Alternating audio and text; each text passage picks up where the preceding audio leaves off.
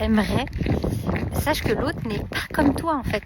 Donc écoute bien ce que je vais te dire là parce que ça va t'éviter des prises de tête. Discussion très intéressante à midi par exemple, qui me disait oui, moi mon frère, je l'appelle toujours pour son anniversaire, lui il m'appelle jamais, il m'envoie un message, un texto comme ça, mais il m'appelle pas.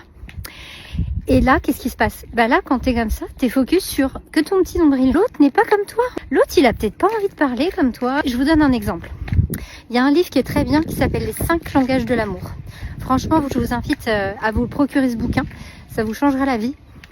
Ou alors, à regarder des vidéos sur YouTube, etc. Vous avez vu, je suis en ambiance chaperon rouge aujourd'hui. Pour changer un petit peu.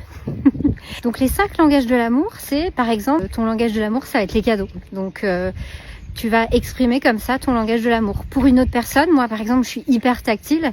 Mon langage de l'amour, c'est les câlins. C'est les baby love. Pour une autre personne, le langage de l'amour, ça va être de rendre des services. Donc à plein de moments, en fait, on pense que l'autre, il fait pas pour nous, il fait pas, ya, blablabla, machin. Mais si, il fait. Mais il fait par d'autres canaux.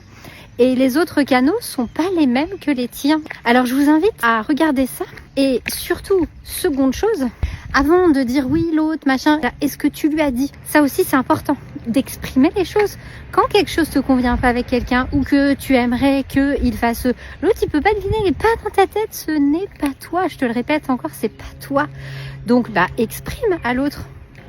Dis-lui. Écoute, voilà, moi je t'appelle souvent pour ton anniversaire et tout. Je voudrais comprendre, toi tu m'envoies des messages, pose-lui des questions. Est-ce que parce que t'es pas à l'aise avec les appels? Est-ce que c'est parce que c'est un canal que t'aimes pas, etc. Voilà, c'est tout. En plus, l'autre, il sera content que tu lui poses la question au lieu de juger sans arrêt. Et puis après, souvent, les gens, ils disent rien.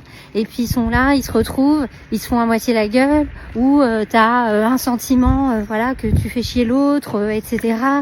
C'est pas confortable. Mais les gens ne se parlent pas. Exprimez vos besoins. Posez des questions à l'autre avant de le juger. Je voulais vraiment te partager ça aujourd'hui parce que cette discussion, je me suis dit tiens, là faut que je vous envoie cette info parce qu'elle est hyper importante. Donc sur ce, si tu as quelque chose où t'es pas satisfait, où t'es pas content, où tu aimerais que l'autre fasse quelque chose, regarde, observe, pose des questions. Allez, je t'embrasse, je te souhaite une belle journée. Moi je vais continuer ma marche.